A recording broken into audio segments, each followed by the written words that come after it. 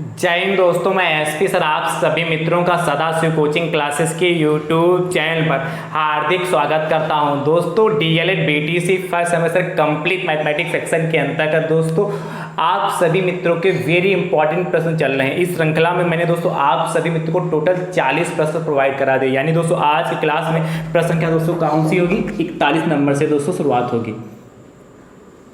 दोस्तों जितने भी मैंने प्रश्न आप सभी मित्रों को प्रोवाइड कराए, सारे प्रश्न दोस्तों आपकी परीक्षा की दृष्टि से महत्वपूर्ण है। यदि आप सभी प्रश्नों को अच्छे से लगा कर जाते हैं, अच्छे से प्रैक्टिस दोस्तों कर जाते हैं, तो दोस्तों आपका एग्जाम बहुत अच्छा जाने वाला है।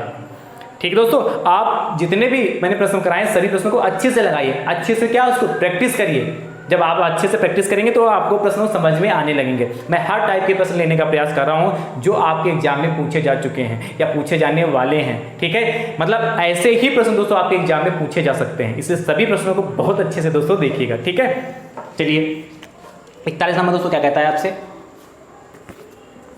कौन सा जोड़ा, ऑब्जेक्टिव प्रश्न है, कौन सा जोड़ा, कौन सा जोड़ा एक दूसरे का व्युत्क्रम है, एक दूसरे का व्युत्क्रम, व्युत्क्रम है, मतलब उल्टा की बात कर रहा है, ध्यान समझिएगा। 4 ऑप्शन दोस्तों आपके पास हैं, पहला, दूसरा, तीसरा एंड चौथा। चारों ऑप्शन को दोस्तों बहुत ध्यान समझिएगा। पहला दोस्तों आपके पास ऑप्शन है 1/3, दूसरा 3/9, अगला 1/5, 5/10, अगला 5/6, 6/5 और अगला दोस्तों आपके पास है 4/8 और 1/2, 4/8, 1/2।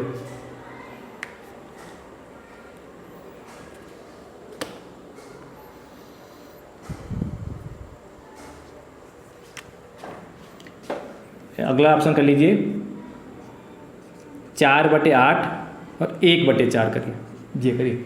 ठीक है, कौन सा जोड़ा एक दूसरे का व्युत्क्रम है, ध्यान से समझिएगा। सभी ऑप्शन को बहुत अच्छे से देखिए दोस्तों। व्युत्क्रम का मतलब क्या होता है, उल्टा, जो देखने में उल्टा लगे। देखिए देखने जैसे लिखा हो आपके पास, पता है 5 का उल्टा क्या होगा, तो आप बताएंगे 5 का उल्टा 1/5 होगा। ठीक है, जैसे मैं पूछूं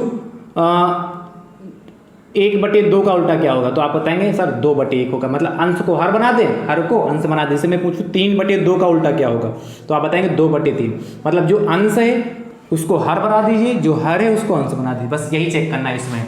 देखिए पहले में क्या 1/3 या 3/9, तो देखिए जो अंश है उसको हर होना चाहिए, नहीं है, यानी कि ये पहला ऑप्शन हमारा गलत। दूसरा देखिए यहाँ अंश कितना 1, यहाँ हर कितना 10, ये भी नहीं हो सकता। एक चेक कर लीजिए, यहाँ अंश कितना 5, यहाँ चेक करिए अंश कितना, हर कितना 5, तो अंश 5 हर 5 सही है। यहाँ देखिए हर कितना 6 और अंश कितना 6, यानी कि सेम। मतलब जैसे जो इधर लिखा हो वो यहाँ होना चाहिए, इसके नीचे होना चाहिए, जो इधर लिखा हो वो इसके नीचे होना चाहिए।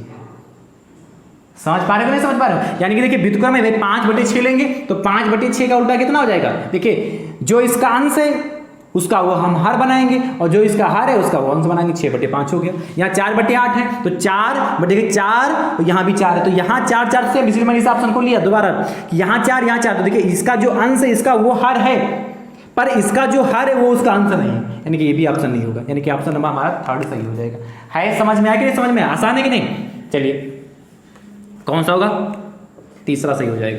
नेक्स्ट देखिएगा 42, नोट कर लिया ना इसको।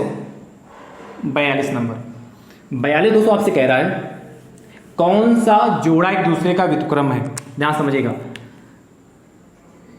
11/12 कामा 12/13, अगला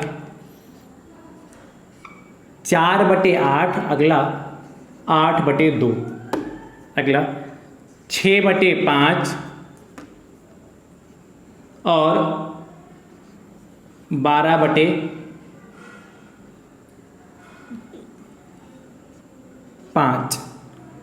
अगला दोस्तों कह रहा है 4/3 और 3/4। ये 4 ऑप्शन दोस्तों आपको दे रखे हैं। इन चारों ऑप्शन को बहुत ध्यान से देखिएगा। जो आपको सही लगे उसका उत्तर दोस्तों कमेंट बॉक्स में लिख के जरूर बताइएगा। वो ऑप्शन लिख के दोस्तों कमेंट बॉक्स में जरूर बताइएगा। अगला 43। 43 दोस्तों आपसे कह रहा है, ध्यान से देखिएगा।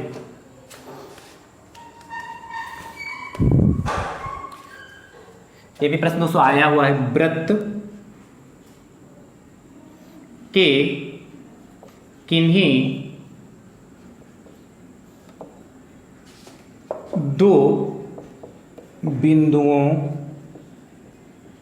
वृत्त के किन्हीं दो बिंदुओं को मिलाने वाले रेखाखंड को क्या कहते हैं? वृत्त के किन्हीं दो बिंदुओं को मिलाने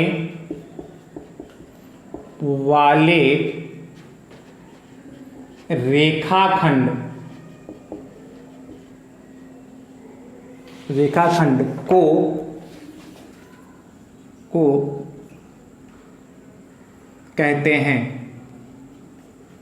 कहते हैं। अब ध्यान समझिएगा, इसके भी दोस्तों 4 ऑप्शन आपके पास हैं। पहला दोस्तों आपके पास ऑप्शन है परिधि, दूसरा ऑप्शन आपके पास है जीवा, चौथा ऑप्शन दोस्तों, तीसरा ऑप्शन आपके पास है चाप आर्क, अंतिम त्रिज्या रेडियस। पहला क्या है? परिधि सरकमफ्रेंस, कॉर्ड और आर्क और रेडियस। वृत्त के किन्हीं दो बिंदुओं को मिलाने वाले रेखाखंड को क्या कहते हैं? ध्यान समझिए, ये वृत्त हो गया। इससे कोई दो बिंदु ले लीजिए, तो मैंने मान लिया एक बिंदु ये है, एक बिंदु ये है, इनको मिलाएंगे तो क्या कहते हैं? समझ गए होंगे क्या कहते हैं? जीवा ही तो कहते हैं। कहीं पर भी ले, जैसे मैंने एक बिंदु ये ले लिया, एक बिंदु ये ले लिया, इसको मिला दिया, एक बिंदु यहाँ ले लिया, एक बिंदु कहीं पर, वृत्त पर कोई दो बिंदु ले, एक बिंदु यहाँ ले लिया, एक बिंदु यहाँ ले लिया, ये भी जीवा कहलाएगी। तो वृत्त पर कहीं पर भी यदि आप कोई दो बिंदु लेते हैं, उनको आपस में मिलाते हैं, तो जो बन के तैयार होगा वह जीवा बन के तैयार होगी। ठीक है, नोट कर लीजिए। ठीक है, चलिए नोट करिए फटाफट।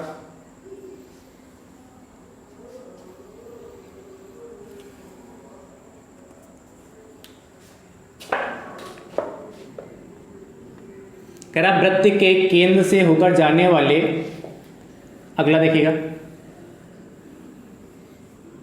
वृत्त के 44 नंबर,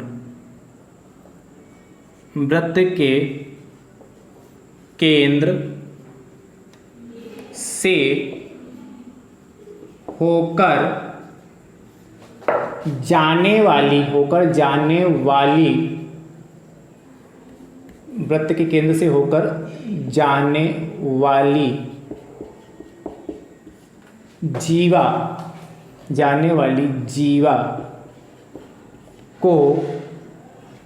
को कहते हैं। वृत्त के केंद्र से होकर जाने वाली जीवा को कहते हैं।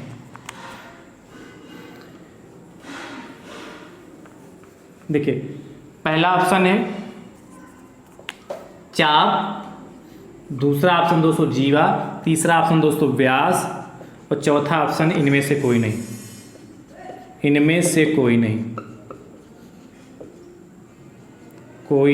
ये 4 ऑप्शन, इन चारों ऑप्शन में से आपको बताना है कौन सा सही होगा। ठीक है, वृत्त के केंद्र से होकर जाने वाली जीवा को कहते हैं। दोस्तों, जो मैंने आज के क्लास में प्रश्न कराए आपको कैसे लगे कमेंट बॉक्स में जरूर बताइएगा। जो मैंने प्रश्न पूछा है उसके भी उत्तर दोस्तों कमेंट बॉक्स में जरूर बताइएगा। ठीक है, नेक्स्ट वेरी इंपॉर्टेंट प्रश्न दोस्तों लेके आएंगे जल्दी ही। आप सभी में तब तक के लिए स्वस्थ रहिए, मस्त रहिए और मुस्कुराते रहिए। थैंक यू सो मच दोस्तों। राधे राधे दोस्तों।